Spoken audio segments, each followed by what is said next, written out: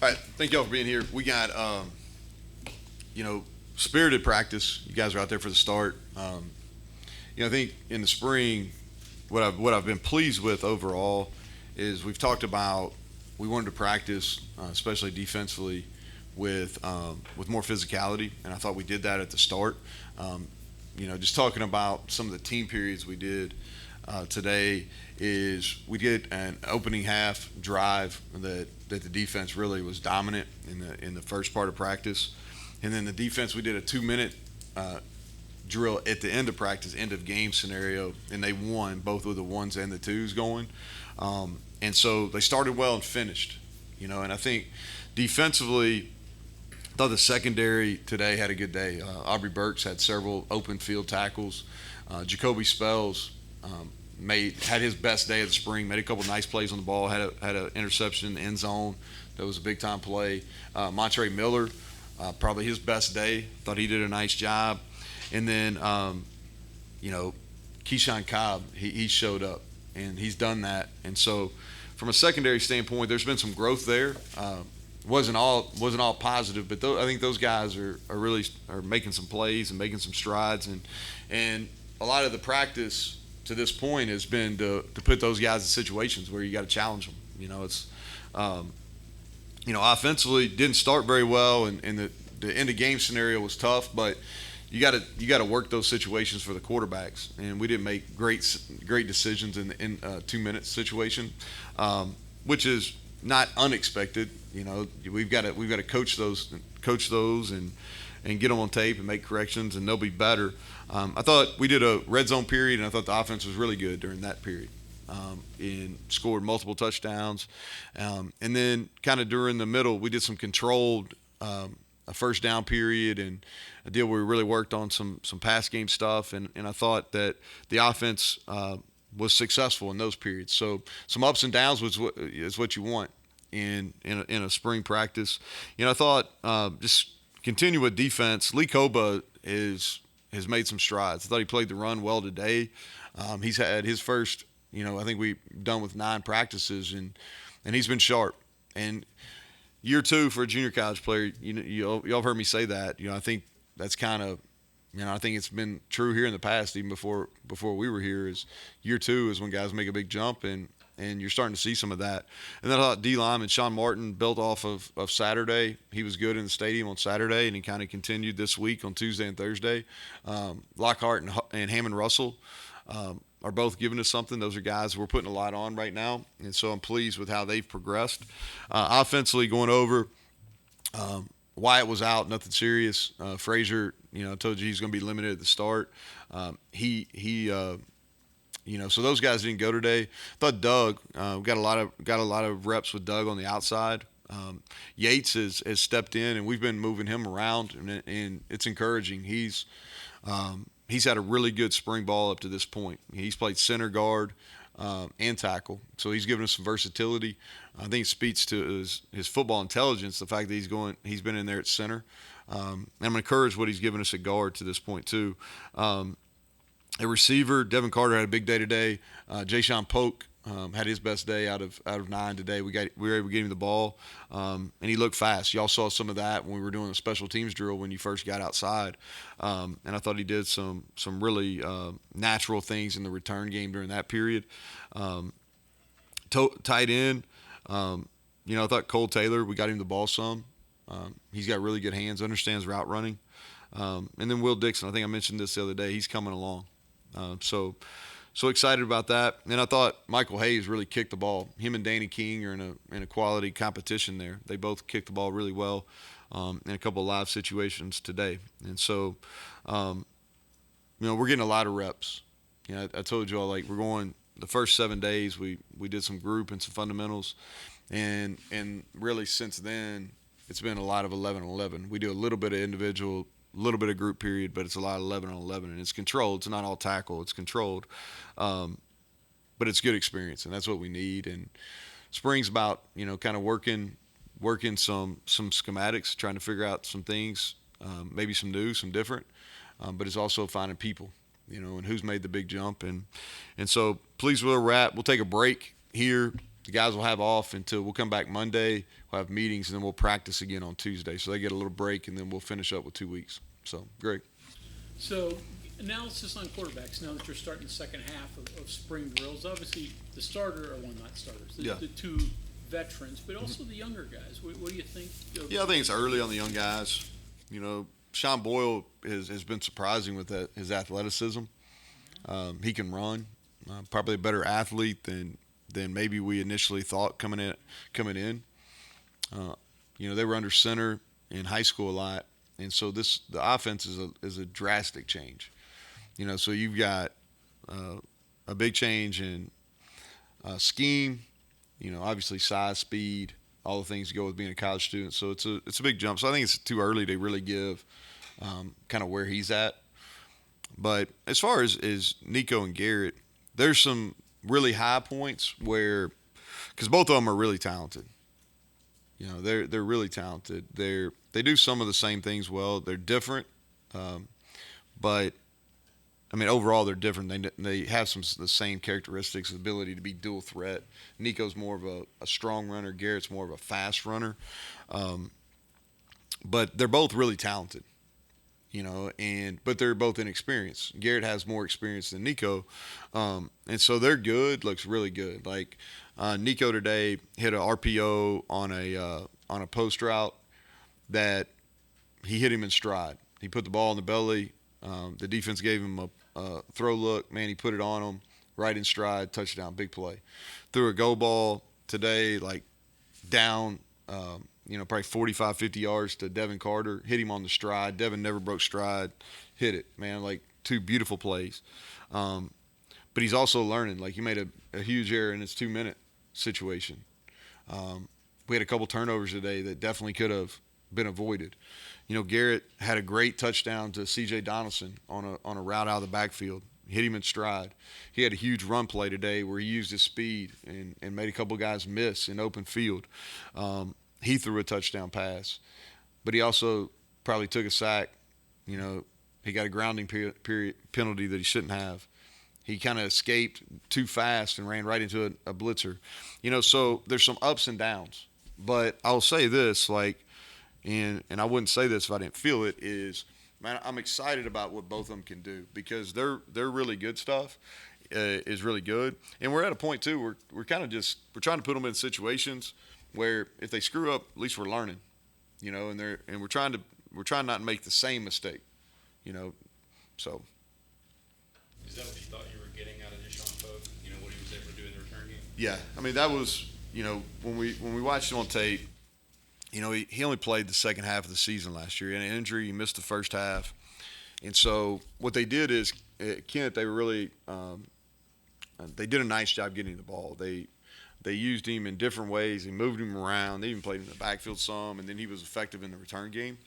And so what we were taking was a guy that had confirmed fast times. You know, I think he was a 10.6 in high school in track. And so we knew he had straight ahead speed. He was good with the ball in his hands, and he had positive return film. And so he's been a little banged up. So he missed a couple practices, and there's been a couple where he hadn't necessarily been full speed. But he practiced on Tuesday the whole time. And then today was, you know, some glimpses of what I think he can be. He got vertical quickly in the return game. He caught some passes. We were able to throw him some screens, and I thought he broke some tackles even. And so, yeah, that, you know, he's here for a short time, so we got to get something out of him. Two quarterbacks, looking for one to take is it better for one to take a step forward and claim the job, or would you like it to compete, you know, almost weekly to have a decision to make? Yeah, I think where we're at right now is it's one of them have a really good day or maybe 2 days in a row, and then the other one will show up. You know, this is going to be a deal is it's going to be a long. You know, even if one of them goes on a hot streak for a week, you know, we're not going to make our decision based off one hot week, you know. Is this going to be a deal that's going to go through the summer into fall camp? And I feel, like I said, decision-making time at the end of the year, you know, watching those guys over the last 3 or 4 weeks, I felt really good about what direction we needed to go, and I felt like with the direction we needed to go, we had two really, really good candidates, and both guys can win games in the Big 12. And through 9 practices, this really confirmed my thoughts from back in November. And so they're up and down, as far as competition, like who has good days, who has the better day. But it's going to be a long approach. This is going to be something where we look at spring practice from a entirety, and then we carry it in the summer, and then through the first couple of weeks of fall camp. I mean, if you go into it and you've got both guys that can give you value on the field, would you go into it and say, well, let's make packages for both of them and go that way? I think too early to tell. Yeah, too early to tell. Have you got fully what you expected out of the new coaches to your staff? We talked a lot before about Blaine, but even Blau. And it seems to me, even in the progression of spring, that they're both feeling, more in command of their groups. Blau very loud and vocal. Obviously, you knew their work, interviewed them, etc. But are there any surprises there? Are you getting exactly what you expected? Did you know this was them? Or are there even times where you're watching them and thinking, man, this guy's a really good coach? I'm almost also impressed. Well, here's what I'm impressed on is they're growing as well. Like Even Chad in his new role. so Bilal knows the system. Blaine is new to the system, right? But Blaine is extremely intelligent. He's got really good big picture views, which I think bodes very well for him in his future. And what I think he does is he's got really good teaching, and which is first thing. Anytime we're hiring somebody, we want somebody that can teach at a position level. And he teaches. He makes the game simple. And tight end, other than quarterback, is the hardest position to learn because you got to do so many things, right? And he's done a nice job of really simplifying that. And if you think about it, Traylon Davis is the only guy in that room that has true game experience here. Now, Cole's got some experience at LSU, but the rest of those guys are relatively young, and we put a lot on that position as far as knowing what to do, right? And so I've been impressed with his teaching. Like, in general, both of them have youth, and they have energy, and they have excitement, right? And so there's a little bit of give and take there. So, like, Chad was and Chad still has great energy, but when you're organizing and you got to keep eyes on all of them, I really felt like that we needed to have somebody else besides him just be the guy that could give energy out to the whole, and both those guys can. Bilal fundamentally is at this stage of his career as good as any receiver guy I've been around. I think he's got the right mix of loving them and being hard on them. They're accountable. I think that we've caught the ball better than any other, whether it's spring practice or fall camp. We've caught the ball better. And I think a lot of that is credit to him for what he's done in the offseason and how he's challenged those guys to catch balls. And so I think that's a credit to him. I've been pleased with Chad. Chad's been great in front of the room. He called like 3 or 4 of our team periods a day, and I thought he had a nice feel. Had several scoring drives on those, and so they're all growing, and I'm excited. I'm glad they're here. I feel really confident in the moves we made, and I think all 3 of them are going to continue to get better. Yeah, man. Go ahead, Mike. I don't know. I'll ask you. You can answer this however you want, but like you have your offense that you said you're changing, right? And I don't know if that's completely blank slate and start over. And I don't know if it's what you would call what you had air raid, but let's just say like that's what it was. Yeah. Is it as simple as like that's gone and been replaced? Do you still have elements of that you just kind of have some different gimmicks or tools with the accessories, I guess, of the quarterback? Is it a blend? Like, I guess. No, so we didn't. How does it work, or what does it look like? Basically, yeah. So, did we hit a button and just blow up everything that we've done? No, that's not what we're doing. I think what we've done is we spent it's not think, hell, I know. Like, what we've done is we've looked at the 2 quarterbacks that are competing, and we said, okay, what are the strengths? What are their talents? How can we best utilize their talents? And we've gone out and packaged the things we feel like they do the best and that's what we're going to do. And it's built around strength. What's our strengths? Our offensive line and our running back room, right? Those should be our strengths. Now we'll continue to get better, and the more these guys play at wideout and at tight end, they'll get better. But the strength, without a doubt, of our team is that on our offense is O-line and running backs. And so how do we take those strengths and then with that around the talents that the quarterbacks have? And so that's what we've done. Like the pass plays, from a base run scheme and a base pass scheme, like there's not going to be much different. Now, how do we package them and the tempo we play at, and some of those things are going to be different, Mike. You've talked before about college football is cyclical, Mm-hmm. and right, like 10 years ago, everybody in the Big 12 was throwing it, and it was all offense. Do you feel like we're now seeing the cycle where a lot of the Big 12 teams, including you guys, are now going to want to run the ball and that be their identity? Well, the one thing is, I think defensively, and maybe I think we probably slid a little bit in rankings last year defensively, but the league was really trending toward running the football and defense maybe until a year ago. Some of the defensive numbers went up again. So, I think it's hard to speak on our league because there's so much change, right? Like I haven't spent a whole lot of time watching the 4 teams coming in, even though we play them in the fall. Just haven't got to that point yet.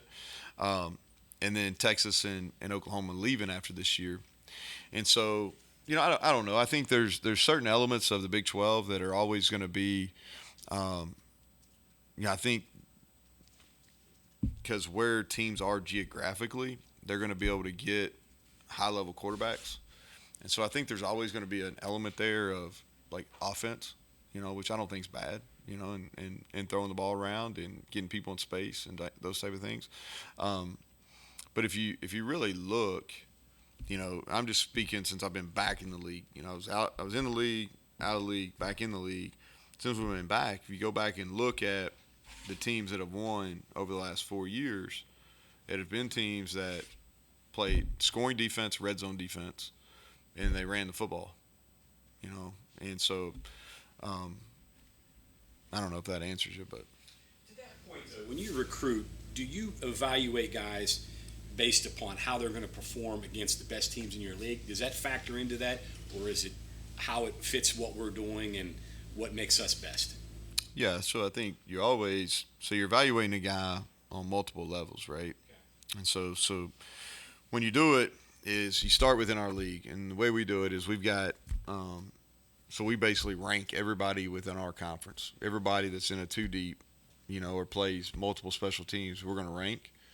And so we've got it where, it's not perfect. Don't get me wrong. Recruiting's not a perfect science. But you've got kids and you rank them whether they're starter, backup, all conference player, or are they better than that? Better than even an all conference player. And so that's how we rank them, And then are there certain things? Yeah, like for instance, at tight end last year we took some hybrids. Well, this year we need to take like a true tight end with length that can play on the ball. So there's going to be from year to year, like offensive line wise, there's going to be some things that, we need to lean a little bit more, interior this year than we did last year, because last year we were a little bit more on the edge as far as tackles. So that probably has as much to do with it, John, is like as far as yeah, I mean, because that's how we're doing it. You know what I mean? Like, yeah, we're trying to recruit the best we can. And there's always some potential in that too. Especially on the O line and D line. You're taking some growth potential. Talk about the explosion in practice technology. Jeff was talking the other day about the TrackMan that you guys are using, GPS, robotic quarterbacks. Just in your time here, how much it's out there? How do you guys use it? What do you think of these things? I'm sure salesmen come through and try to give you stuff every day or sell you stuff. So here's what we've tried to do. And like, y'all have been around in this building. And so I think you pick and choose where you invest your money, right? And so what we've really tried to do is we've tried to put our resources and invest our resources in things that go right to player development, right? And so 2 areas, recovery and then the technology piece. So recovery, heavily invested for the health of your players, but it's really about repeating your best. Like in college football, like you really need to be at your best Tuesday, Wednesday, Saturday. So, and that's hard. Like if you can't practice at a high level on Tuesday and Wednesday, very few people can go perform well on Saturday consistently. Now there's a couple, but those are elite. And so for the most part, your guys have to perform on Tuesday and Wednesday at a high level, and then go on Saturday and perform at a high level in order to perform at a high level. So to do that, like what we've done is on the recovery piece is heavily invested in that to give our guys the tools to be able to repeat their best. And then from a technology standpoint, what we've done is it's all about two things: injury prevention, all right, and the second thing is skill development. And so the injury prevention piece is we have things in our training room that does like molds for their cleats. Well, that's around staying out of, you got a lot of guys with flat feet, so it supports those guys. You stay out of not having ankle injuries and stay out of fifth metatarsals. We wear the heart rate monitors. Well, that's for that's safety. Trainers have it. The minute it hits certain heart rate, they get a guy out until he regroups, right? The GPS units are all about injury prevention. The Aura rings, it's all about injury prevention. Now, TrackMan, the Seeker, which is the robotic quarterback, we've got this Dynaboard down in the weight room for hand-eye coordination. We've got these goggles that are for hand-eye coordination, and I could go on and on. Those are all for skill development. And a lot of those skill development items are things that really guys use in their non-mandatory time. And so we have heavily invested, but it's for those two reasons. Now there's other things like, we could, there's at the American Football Coach Association, there's a exhibit hall after exhibit hall full of stuff, and like you got to weed through it. There's some things that we have that from an efficiency standpoint for coaches. But most of our investment has been, like I said, it's been in recovery or in technology to help skill development. You walk through that convention hall, what's the most bizarre one you've seen? Oh, man, well, these are growing, the robotic tackling dummies, those are gaining some steam. There's one now that's that wristband that it's kind of a virtual wristband where you can do plays that they want to see about potentially getting that where you can use it, in games. The spring with all the RPO stuff and the quarterback runs and zone reads, what have you thought about those mesh points between quarterback, receiver, the cleanliness, the effectiveness? Yeah, so we had a fumble on Tuesday in an exchange. It's really the only one we've really had on an exchange. In live periods now. Yeah, in live periods we've had one. Now we've had some snap issues, especially with the twos. We've been bouncing back and forth. Charlie and Landon have been taking reps with the two centers. And it's their first real live action, important snaps. So they've struggled with snaps a little bit. But we haven't, we might go out there on next Tuesday and have a bunch. But to this point, Mike, we've been pretty secure with the ball on all our exchange stuff. It's probably understanding it, but that's really important. And I don't know how much coaching you can do on that. It just seems very simple, but there's a whole lot that goes into that, though. Yeah, it is. It's repetition. Yeah. It's all repetition. And it's repetition. You got to do it from a game-like perspective. And so, we work exchanges the very first 5 minutes of practice every time we practice, regardless of what gear we're in. And that's something that they do a lot. Quarterbacks and centers do it, and running backs do a lot in the off season, even without coaches around. But whether you're pulling it, keeping it, there's a lot that goes into it. Player married in the middle of spring ball before? No, this first. So we got 3 of them coming up. Yeah. So Doug's getting married on Saturday. Excited for him. And then I'm trying to think my order. I'm pretty sure it's Doug, and then Brandon, and then Zach. So Yeah, happy for them. Yeah, happy for them. All three long-term relationships, and it's but yeah, this is the first one. This is the first one. Lineman, right? Uh-huh. It's always lineman. Yeah, here it has been for sure. Yeah, here it has been. Yeah, we're gonna have three married guys up there. I think that's a first for me too. Speaking on the offensive line, how would you evaluate the offensive line overall as a group? Obviously, some carryover with some strong veterans and experience trying to mix it all together, especially with a little different style offense this year, which obviously impacts the offensive line with RPO. Yeah, so what we've really done, like Matt and I, what we've done is really not necessarily evaluating the collective, like when all five of them are out there, because we're moving them around. Like we really felt like we needed to come out of the spring with some versatility, right? And when I talk about versatility, I'm talking about with Doug and Brandon and Jaquay, like those guys having versatility and figuring out, all right, how do we get our best five out there? And let's trial and error a little bit here in the spring and find out how they're all going to do at different positions. And we've moved all three of those. All three of those guys have played all three positions, center, guard, and tackle. You know, we're more locked in at left tackle with Wyatt and Tomas at left guard. And so just kind of mixing those pieces a little bit and then really trying to push, all right, and get Sullivan Weedman, you know, get him out there with the ones. Make him go against Sean Martin in some one-on-one pass pro.